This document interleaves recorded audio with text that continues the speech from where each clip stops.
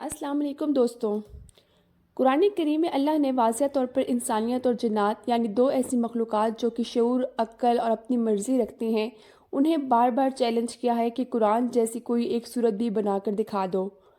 अब सोचें कि पूरी इंसानियत के अंदर कोई एक भी ज़हीन दिमाग नहीं जो कि कुरान करीम के इस पैटर्न को कॉपी करके इस सूरत को बना सके। ये कैसे मुमकिन है कि अल्लाह की ज़ात क़यामत तक के लिए इतना बड़ा दावा करे।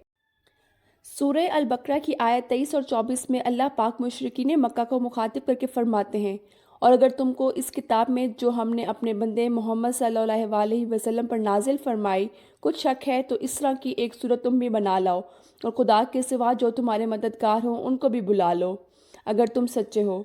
इसी तरह सूरह हूद, सूरह इसरा, सूरह यूनस में भी अल्लाह ताला ने इंसानों को खुला चैलेंज किया है।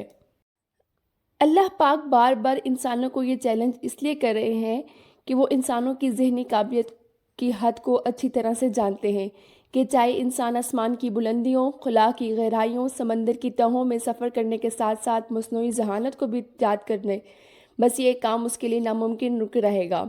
जिसका इकरार इस वक्त दुनिया में मौजूद सबसे मशहूर artificial intelligence language model chat GPT ने खुद भी किया है कि मैंने चैट जीपीटी जी से ये सवाल किया कि क्या वो कुरान करीम जैसी कोई एक सूरत को भी बना सकता है। उसका जवाब क्या था, ये जानकर आप भी बेख्तियार सुबहान अल्लाह कह उठेंगे।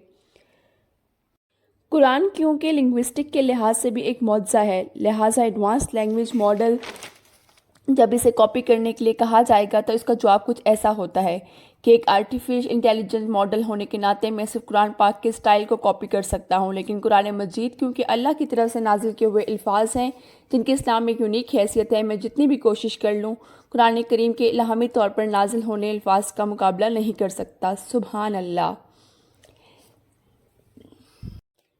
चैट जीपीटी का मज़ीद कहना था कि मैं सिर्फ मिसाल के तौर पर एक सूरत आपको बनाकर दिखाता हूँ जो कि असल में कुरान पाक नहीं है, बस पूरे कुरान को पढ़कर मेरी इमेजिनेशन है।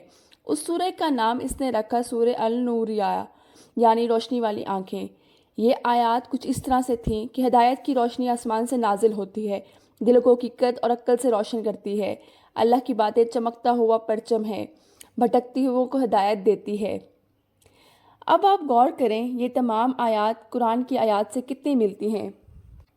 कुरान पाक का मुताला जिसने भी किया हो वो ये जान जाएगा कि इन आयात को सिर्फ कॉपी किया गया है, इसमें चैट जीपीटी का कोई कमाल नहीं। चलो एक लैंग्वेज मॉडल होने के नाते वो ज़ुबान की नकल तो किसी बना पर कर सकता है, कुरान मजीद के अंदर जो बेतहाशा साइंसी हक़ाइक़, मुस्तक़बिल की पेशन गोइयाँ, इखलाकियात, माजी के वाक़यात, पैगम्बरों के हालात, जिन्नात, रूह, क़यामत का मंजर, फरिश्तों का जिक्र, यानी ऐसी बातें को कि सिर्फ इल्हामी तौर पर जानना मुमकिन है, क्या ये चैट जीपीटी कर सकता है? क्या ये मुस्तक़बिल की पोजीशन कोई कि इमेजिन कर सकता है? वो तो ये तसव्वुर भी नहीं कर सकता। यही अल्लाह का दावा है कि बुला लो इन सब को जो तुम्हारे मददगार हैं, वो भी कुरान की इस मौजज़े के सामने कुछ नहीं कर सकते।